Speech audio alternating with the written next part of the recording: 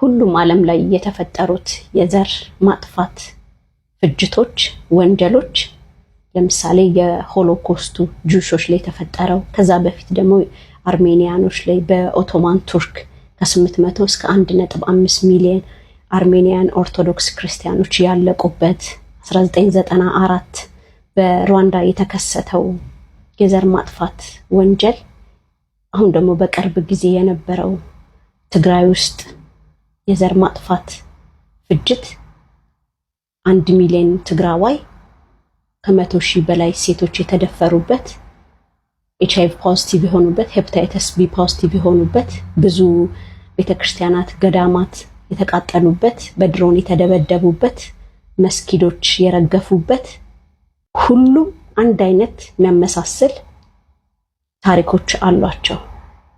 የመጀመሪያው ከ99% በላይ በመንግስት የተቀነባበረ በመንግስት እርዳታ ያለው የውሸት ትርክቶችን እስከመፍጠር የደረሰ ሁለተኛ የሬዲዮ ጣቢያዎች ትልቁን ድርሻ ይወስዳሉ።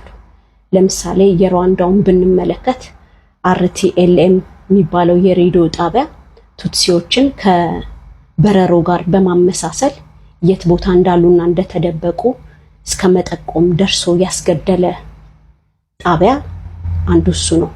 የሬዲዮ ጣቢያ ባለቤትም ከመንግስት ጋር በጣም እጅና ጓንት የነበረ ሰው ሃይሊ አፊሊየትድ የነበረ ሰው ነበር። እኛ ሀገር ላይ የነበረውን የዘር ማጥፋት ስንመለከት የመንግስት የመገናኛ ብዙሃን እንዲሁም የግል መገናኛ ብዙሃን ሶሻል ሚዲያ ትልቁን ድርሻ ወስደዋል። ጁንታ እያሉ የትኛውም ትግራዋይ የትኛውም ቦታ የትኛውም የኢትዮጵያ ክልል ውስጥ ከተገኘ ሀብቱ እንዲመዘበር እንዲታሰር አልፎ ተርፎም ራሱን እንዲያጠፋ ነገሮችን በማመቻቸት ትልቁን ድርሻ ወስዷል። ሶስተኛ ከዚህ በፊት የተከሰቱ በደሎችን በማንሳት ይህንን ዘር በማጥፋት እንደማካካሻ እንወጣዋለን በማለት የሚገርመው አራተኛው የዘር ፍጅቱ የሚቆመው ያ መንግስት ሲወርድ ነው። የሩዋንዳውን የምታስታውስ ሆነ የዘር ፍጅቱ የቆመው የነበረው መንግስት ሲወርድ ነው። የጀርመኑም እንደዛው ጁሾች ላይ የነበረው የዘር ማጥፋት አሁንም ልላችሁ ነው ራስን መጠበቅ መሰረታዊ ነገር ነው። በማልቀስና መንግስትን ፍትህ በመጠየቅ የሚመጣ ፍትህ የለም። ስለዚህ ራስን መጠበቅ ተፈጥሯዊ ነው።